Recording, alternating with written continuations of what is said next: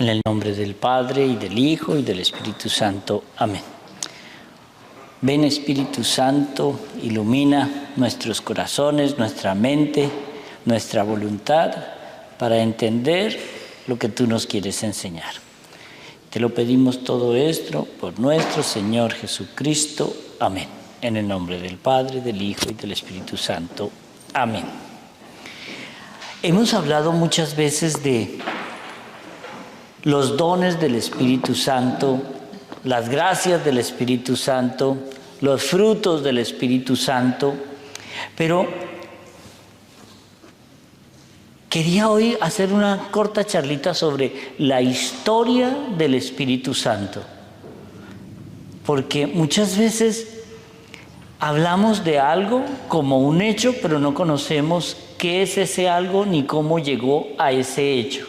Entonces, primero que todo, yo quiero definir hoy el Espíritu Santo a la luz del Catecismo de la Iglesia Católica, que se basa casi que exclusivamente en la Biblia. Dice: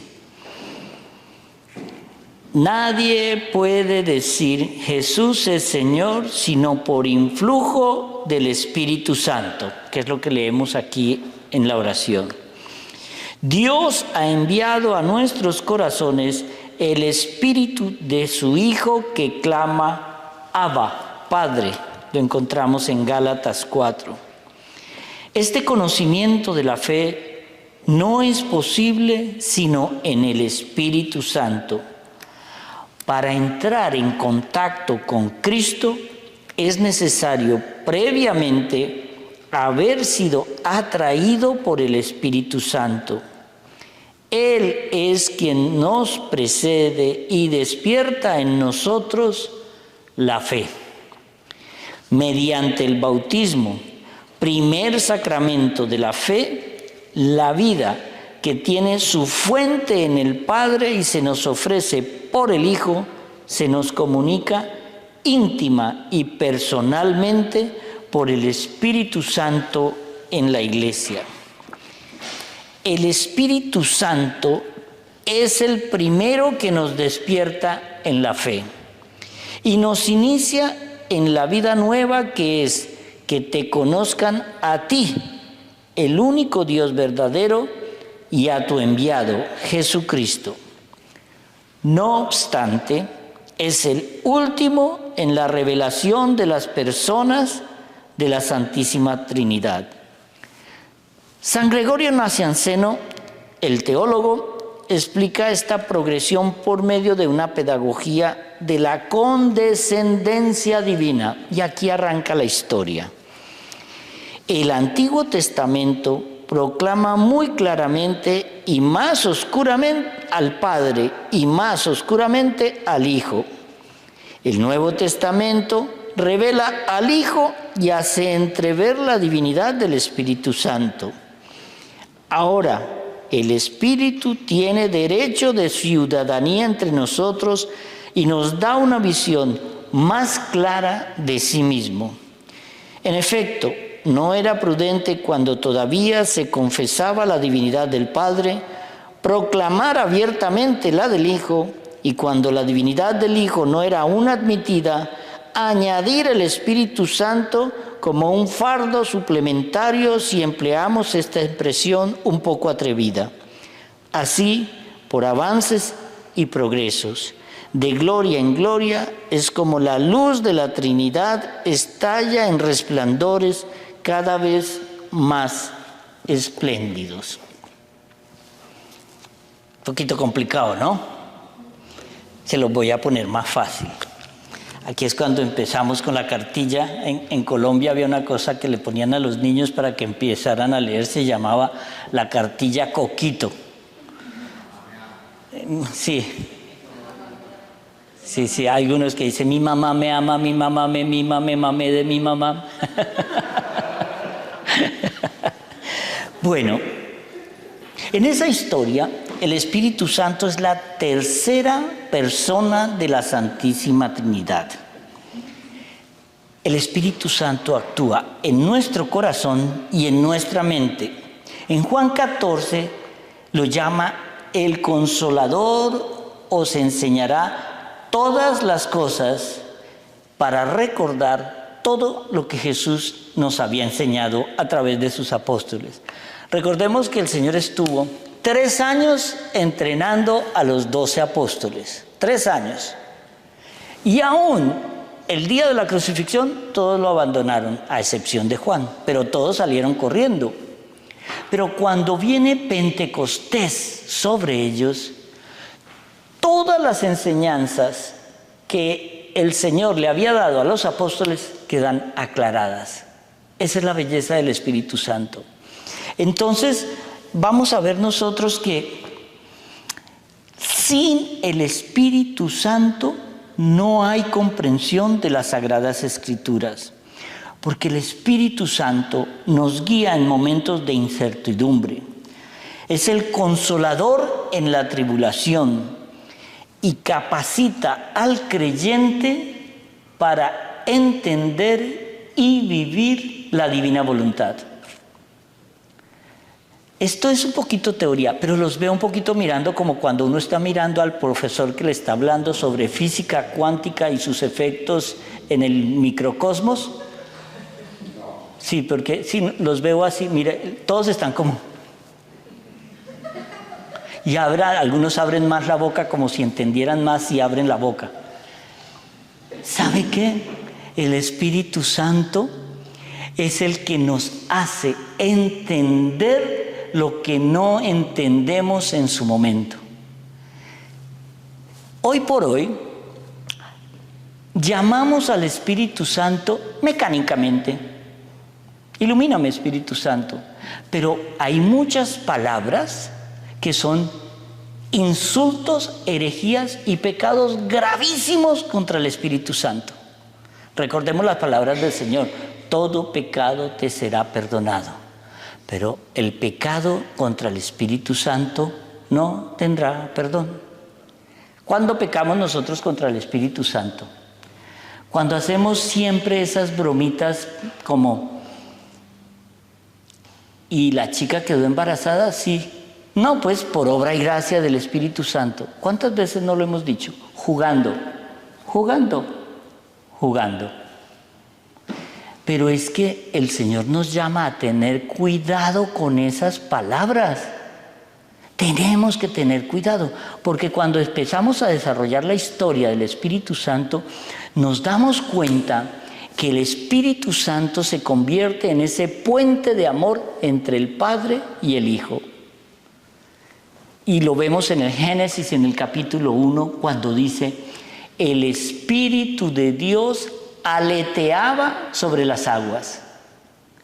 El Espíritu de Dios era el que le daba orden al caos, a lo que estaba en el caos en la humanidad. Entonces dice: su presencia en la creación era la garantía del orden. La acción del Espíritu Santo fue crucial para entender el orden de la creación. Su presencia ha inspirado a líderes, profetas y reyes. Y el Espíritu Santo ha elegido a individuos particulares para revelarles privadamente esos dones o esas gracias o esa inteligencia. Pero un don del Espíritu Santo no se da a motu propio, no se da para personas para que tú lo sepas y ya, no. Tiene que tener 2 elementos fundamentales. 1, que sea de provecho para la comunidad, para la construcción de la iglesia. Y 2, que siempre sea para darle mayor gloria a Dios. Esos son 2 elementos que tenemos que tener siempre en cuenta. En el Antiguo Testamento, la presencia del Espíritu Santo es dinámica.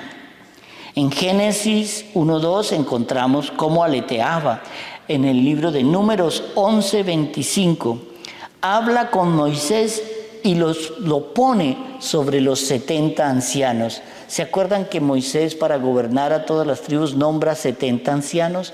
Y llama sobre ellos al Espíritu Santo para que ellos sean llenos de la sabiduría del Señor. Los jueces de Israel, que fue una manera como se gobernó el pueblo de Israel en el comienzo, eran capacitados. Ojo, aquí ya no se dice tanto iluminados, sino eran capacitados, entrenados por el Espíritu Santo. Eso lo vemos en el libro de Jueces, capítulo 3, versículo 10. Sobre todo cuando habla sobre la capacitación que le dio el Espíritu Santo a Otoniel, uno de los jueces. Otros iluminados que han pasado por la historia del Antiguo Testamento, como Gedeón y Sansón. ¿Se acuerdan de Sansón? Ese hombre musculoso, alto, con una melena abundante, casi que me están describiendo a mí. Y Sansón fue iluminado por el Espíritu Santo. Cometió un error, pero también él llama al Espíritu Santo en ese momento tan crucial, en el cual le pide a Dios que le preste de nuevo sus fuerzas, las fuerzas del Padre, las fuerzas de la Trinidad, y él mueve esas columnas y mata a miles de palestinos cuando se derriba esa especie de teatro donde lo tenían humillado. En otro de las visiones que vamos a ver sobre él está en Isaías, en el primer capítulo. Aquí es muy importante porque el Señor va a llamar a Isaías una vez, que lo veremos más adelante, porque Ezequiel 2:2 nos dice: entró en mí el Espíritu Santo y entendí mi misión. Ezequiel, ¿se acuerda que ya hablamos de los profetas mayores y menores? En Joel dice algo que se cumplió una parte en la antigüedad y se va a cumplir otra parte hacia el final de los tiempos y nos va a afectar a todos nosotros. En Joel 2:28 dice: y derramaré mi Espíritu Santo sobre toda carne y profetizarán. Los ancianos tendrán sueños, los jóvenes tendrán visiones y muchos tendrán la iluminación del Espíritu Santo. Hacia el final de los tiempos, el Señor derramará a borbotones el Espíritu Santo en los que lo quieran seguir, pero a borbotones. Él no va a tener. ¿Cuándo fue que se cumplió esto la primera vez? En Pentecostés, cuando Él derrama sobre ellos el Espíritu Santo. Y los dones del Espíritu Santo hay que verlos con... en Medjugorje hicimos una charla sobre dones, frutos del Espíritu Santo. Por eso hoy no quiero hablar de eso, sino solo concentrarnos en quién es el Espíritu Santo y cuál es su historia en el Antiguo Testamento y su historia en el Nuevo Testamento.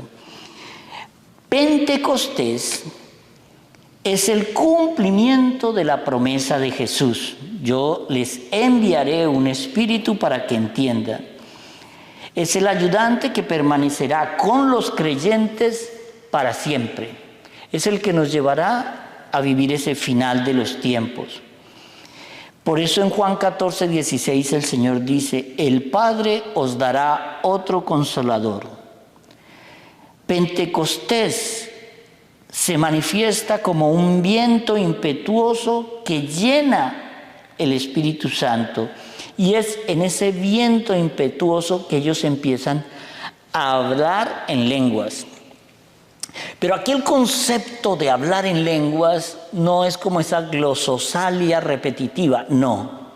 Ellos podían hablar y entender el griego, hablar y entender el arameo, hablar y entender el hebreo, hablar y entender el otomano, el turco, todos los idiomas, pero hablar y entender.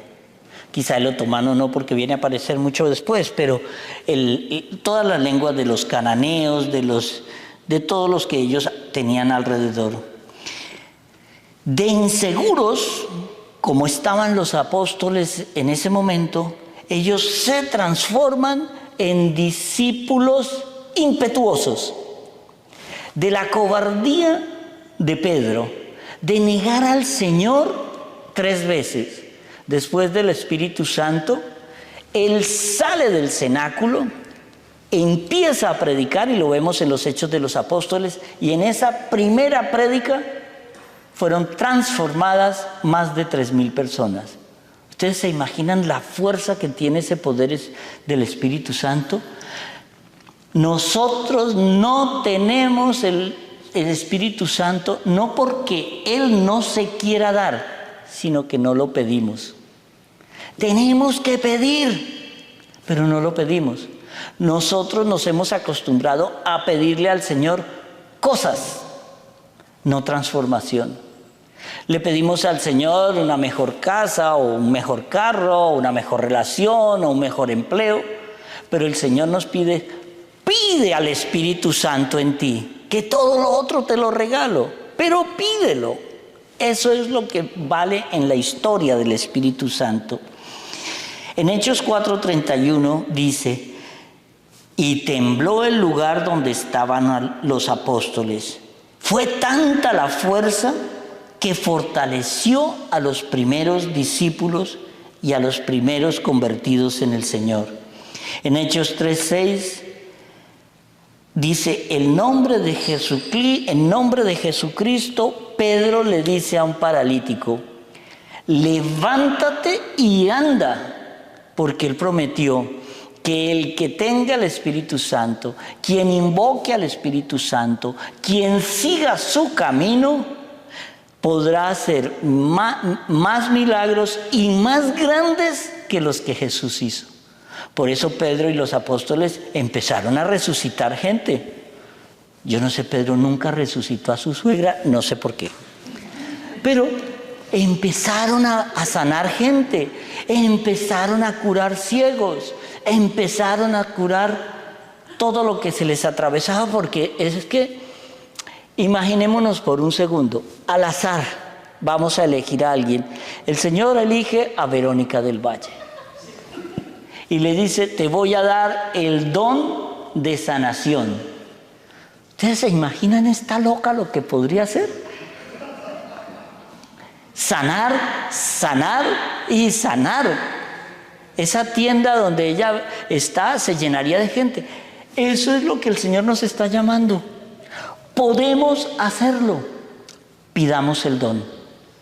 Pidamos el don. Muchas veces, hoy me tocó bendecir no sé a cuántas personas, porque como acabo de llegar del viaje, tengo una lista muy grande de espera. Y estaba yo en San Catherine y un hombre me dice: padre, es que me siento tan solo. Toda mi familia me visitaba al comienzo de la enfermedad hace 6 meses y ahora ya no viene nadie. Y es cuando uno dice: ¿y tú has llamado la compañía del Señor? ¿El Espíritu Santo lo has llamado a ti? El Espíritu Santo siempre nos hará reconocer la sabiduría de Jesús, porque el Espíritu Santo es amor que llama, amor que da y pide. Siempre decían, ¿qué es mejor, dar o recibir? Es mejor dar, porque recibir se vuelve parte de algo que es como una necesidad. Pero qué más bonito que tener necesidad de amor e implorar ese amor y esa compañía en el Espíritu Santo, solo en Él. ¿Pueden hacer preguntas o al final? Al final mejor, al final. Dice, en Juan 16:13 dice: el Espíritu Santo es guía de los creyentes de hoy. En Romanos 8:26 nos recuerda, es que actúa como un consejero divino, porque Él gime con quejidos inefables por ti. El Espíritu Santo gime dentro de ti para que tú te acuerdes de que Él existe y te quiere dar todo el amor de Jesús. Gime con quejidos inefables. es lo que llama en Juan 16, es el Espíritu de verdad que os guía. Pero ¿entendemos qué significa Espíritu de verdad? Es cuando aquí entendemos la palabra tanto de San Juan Pablo II como de Benedicto XVI, cuando hablaban del relativismo. Cuando nos dicen, no, pero es que todo mundo tiene su verdad. Es que yo creo en Dios a mi manera. Es que yo no voy a la iglesia porque yo hablo con Dios cuando yo quiero. No, así no es. Es que ustedes creen que tienen la verdad absoluta. Sí. ¿Qué le vamos a hacer? Le puede doler, pero es que Jesús es camino, verdad y vida. Es la verdad absoluta. Y tenemos en Jesús la verdad absoluta. Pésele a quien le pese. ¿Qué le vamos a hacer? Lo vamos a entender, vamos a comprenderlo, vamos a decirle tranquilo, siga con su verdad, no nos veremos arriba, pero siga con su verdad, que en el fondo es un engaño. Gálatas 5:22 nos dice, es un espíritu que da frutos, frutos de amor, de alegría. No me traigan agua, por favor.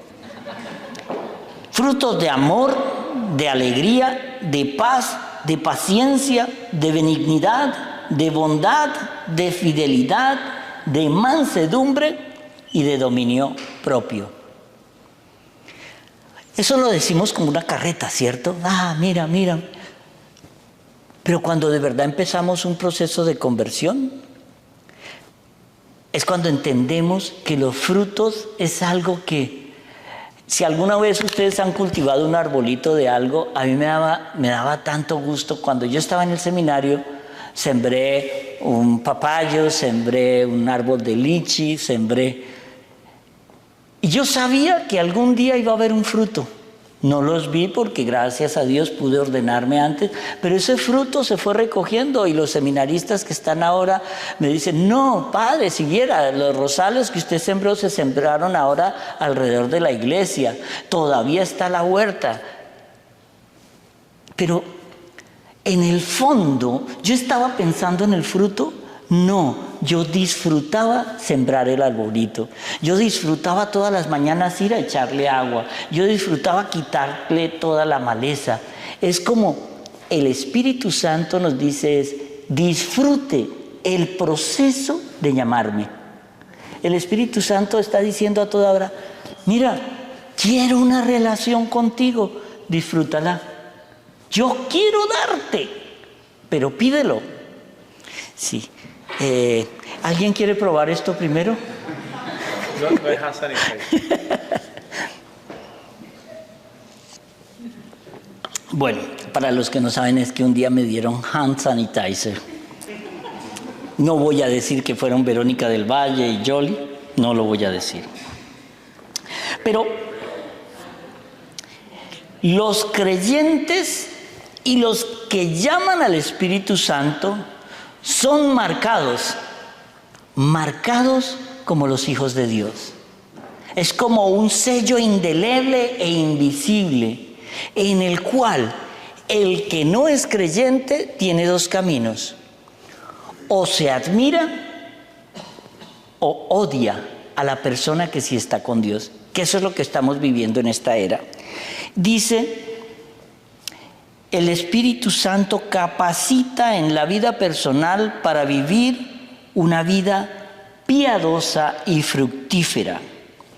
En Efesios 1:13 nos dice, el Evangelio de salvación nos recuerda que fuisteis sellados con el Espíritu Santo, porque tiene un papel en la intercesión cuando la persona no sabe cómo orar. Esa pregunta eterna que nos hacen cuando estábamos haciendo los 33 días ante el Santísimo. Padre, es que yo no sé qué tengo que decir allá. No sé cómo orar. Llame al Espíritu Santo y sabrá. porque el Espíritu Santo es el que pone las palabras idóneas para tu relación con el Señor. No se trata aquí de llenarnos de fórmulas de memoria, no. Se trata de llenarnos de una verdadera interacción. Imagínense esto, usted está con la pareja con la que ha soñado toda su vida. ¿Usted qué es lo primero que le quiere decir a esa pareja? Le fluye todo, todo sale. Ya el solo hecho de cogerle un dedo ya para ti es una expresión de amor. El solo hecho de preguntarle, ¿quieres comer algo? No lo vas a decir despectivamente, sino con amor. Y no solamente eso, en esa interacción con el Espíritu Santo, te enamoras más del Espíritu Santo. Te enamoras más de pedir. ¿Será, Señor, que en tu divina voluntad a mí me conviene este nuevo trabajo? ¿Será, Señor, que si me dejo iluminar por ti es conveniente que yo haga esto o lo deje de hacer? Cuando empezamos a pedir al Espíritu Santo, Él nos guía y nos guía fuertemente. Y dice, las oraciones de los creyentes a través y bajo la iluminación del Espíritu Santo se alinea con la divina voluntad. Esto es bien profundo. ¿Por qué? Es que yo no sé cómo orar. No tienes que saber cómo orar. Tú lo que tienes que hacer es saber cómo amar. Eso es todo. En el amor, todo se nos revela. Porque no hay cosa más bonita que amar. El problema es que no nos dejamos amar por Dios. Y si no nos dejamos amar por Dios, difícilmente nos dejamos amar por otra persona. Porque entonces ya no estamos en la entrega, sino estamos en el dame, a ver tú para qué me sirves, para mis propósitos, para mi placer, para mi carencia. Pero se nos olvida que amar es entregarse, es disfrutar en darse al otro. Y el Espíritu Santo lo que más disfruta es en darnos. Pero no dejamos que nos dé, porque ni siquiera le pedimos. En 1 Corintios 12 nos habla de los dones del Espíritu Santo. Dice sabiduría, conocimiento, fe, sanidad, realización de milagros, profecía, discernimiento de espíritus, hablar e interpretar lenguas, pero todo tiene que ser para la gloria de Dios. El Espíritu Santo nos da siempre dones para poder concretar la misión cristiana en la iglesia. Todos tienen dones del Espíritu Santo. Todos, sin excepción. Todo bautizado tiene don del Espíritu Santo. Pero es como tienes el don de cantar, pero no cantas. Pero tienes el don. Yo tengo el don de jugar tenis como Nadal, pero no juego. ¿Sí ve? Pero tengo el don. Entender que el don está en ti, pero que no lo explotas, que no lo pides, que no lo practicas, te hace un inútil con el talento que Dios te ha dado. El talento que Dios te dio, ¿cuál fue? Los medios de comunicación. Y lo has puesto al servicio del Señor. El Señor te dio el don de dar buenos consejos, pero no, yo me los quedo para mí. ¿Sí ve? Eso es lo que nos quiere descubrir el Espíritu Santo en su historia.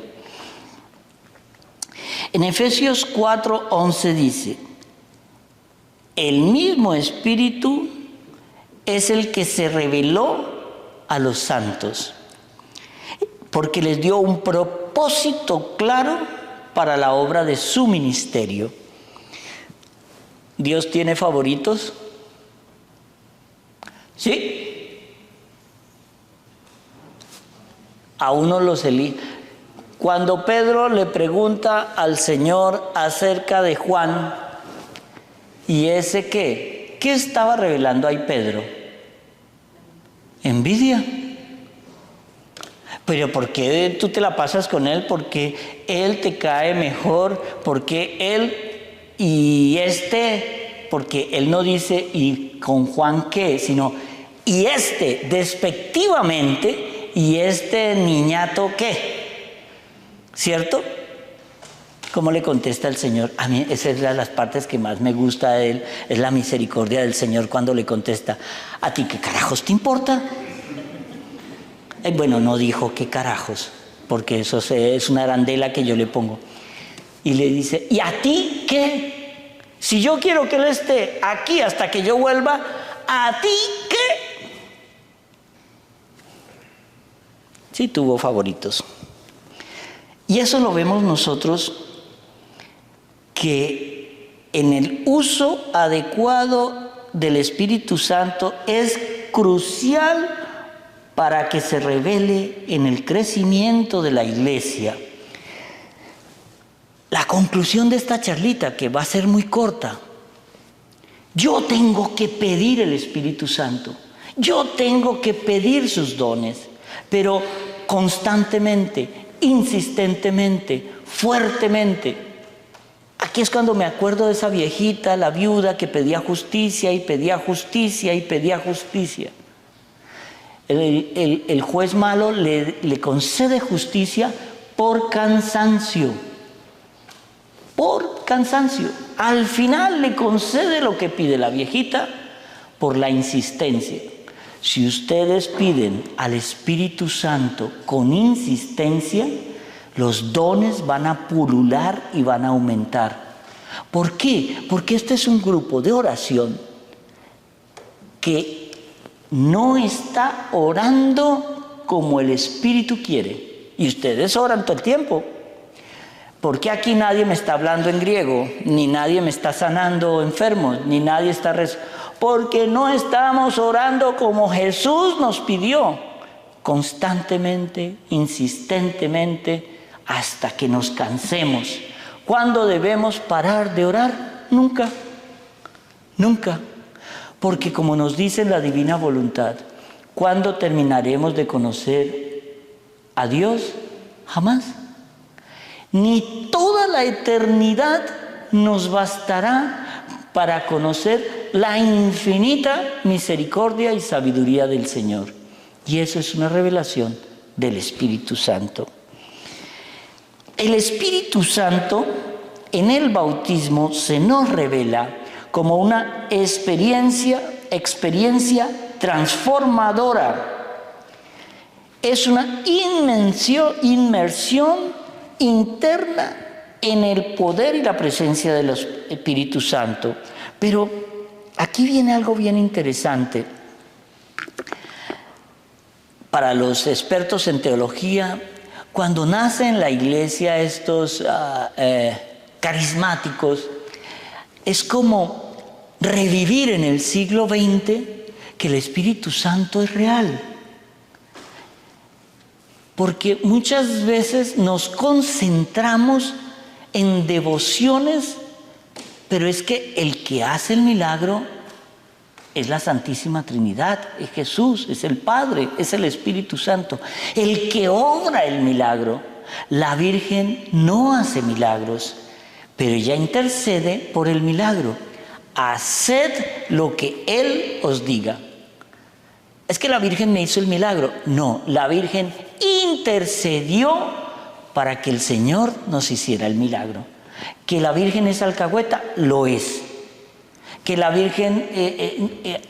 y es cuando él en la sinagoga le entregan el libro de Isaías, y es cuando lee esa parte del libro de Isaías, cuando dice, el Espíritu del Señor está sobre mí. Y hoy se ha cumplido esta profecía. Hubo un grupo que quedó admirado, pero la mayoría de los fariseos lo que dijeron, eso es una herejía. lo cual no era cierto. Él estaba reconociendo la presencia del Espíritu Santo en él. Pero aquí volvemos a nuestra fe. Cuando dice en el credo, creo en el Espíritu Santo. Nadie conoce lo íntimo de Dios sino el Espíritu de Dios. Su Espíritu que lo revela y nos hace conocer a Cristo, su palabra, su verbo, pero es para revelarse Él mismo. La iglesia es la comunión viviente en la fe de los apóstoles que ella transmite. Esta iglesia la podemos resumir como es el lugar de nuestro conocimiento del Espíritu Santo. El Espíritu Santo actúa en las escrituras que Él mismo ha iluminado, a escribir y a leer. Por eso al leer la Biblia debemos llamar al Espíritu Santo para que la podamos entender a la luz del mismo Espíritu en el que fue escrita. En la tradición de la cual los padres de la iglesia son testigos. El Espíritu Santo está en el magisterio de la iglesia porque es quien la asiste. Mira, hablábamos en días pasados que la iglesia ha tenido papas buenos y no tan buenos. Pero una cosa que ha seguido la iglesia es que el Espíritu Santo ha estado ahí siempre, siempre. Aunque hayan sido esa época negra del Renacimiento en el papado, pero aún el Espíritu Santo ha hecho que las cosas malas de esos papas hayan servido para rehacerse y rehacerse y rehacerse. Y el Señor dijo, esta iglesia estará hasta que yo vuelva. Y el Espíritu Santo estará en ella. Un día el espíritu de iniquidad se sentará en el trono de Pedro. Está escrito. Muy bien. ¿Llegó ese momento? No, todavía no es, porque no se han cumplido ciertas profecías de la revelación del Espíritu Santo. El Espíritu Santo se revela en la liturgia sacramental a través de sus palabras y sus símbolos. Es donde el Espíritu Santo nos pone en comunión con Cristo. En esa historia del Espíritu Santo, la oración es el medio en el cual nosotros empezamos a relacionarnos con el Padre. Y es cuando Él revela sus carismas, sus misterios para edificar a la iglesia. El Espíritu Santo lo vemos en la vida apostólica y misionera. Es el testimonio de los santos donde Él manifiesta su santidad y manifiesta su obra. Por eso vemos que el Espíritu Santo tiene unos símbolos en el agua, significado de la acción del Espíritu Santo en el bautizo. En la unción, el simbolismo de la unción con óleo es también significativo del Espíritu Santo hasta el punto que se han convertido en sinónimo suyo. Mire, cuando uno va a bautizar a un niño, primero lo unge con el aceite en la coronilla y lo bendice con aceite. Y luego viene el bautizo con agua. Pero cuando viene la unción de los enfermos, cuando ya te vas de este mundo, volvemos a rehacer esa especie de bendición con agua y la unción en la frente, como lo hicimos en el bautizo, y en las manos, porque es con las manos con los que nosotros llegamos a pecar. Entonces, esa oración es muy, muy bonita, la oración final de la unción de los enfermos. Porque estamos llamando al Señor a que nos perdone en el último segundo. A que, Señor, yo no soy quien para aceptar que tú me veas, pero te pido y te ruego, perdóname, Señor. Por la gracia del Espíritu Santo es que son perdonados los pecados en la confesión. Por la gracia del Espíritu Santo por el sacrificio de Jesús es que nosotros somos redimidos. Pero, mire, en este grupo de oración tenemos que volver a rescatar al Espíritu Santo. En la charla que hicimos en Medjugorje habíamos hablado de la diferencia que hay entre conocer y saber. Entonces poníamos el ejemplo de yo puedo conocer cuáles son las partes de un teléfono celular, de un móvil. ¿Cómo está? Yo puedo poner encima de una mesa todas las partes de un teléfono celular. Pero yo sé cómo se ensambla. ¿Tengo la sabiduría para hacer que ese teléfono funcione? El hecho de que yo conozca los dones y los frutos del Espíritu Santo no me da la sabiduría para saber cómo operarlo. La sabiduría del Espíritu Santo es un don que se nos revela para saber cómo debemos tener una relación con el Padre y el Hijo para que un día podamos sentir los frutos de ese Espíritu Santo. Amén.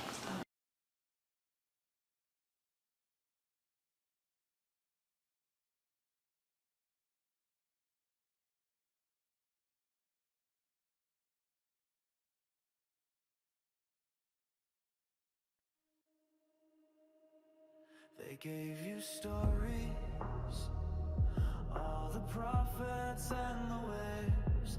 You're staring at the sky for signs, but close your eyes, it all decays.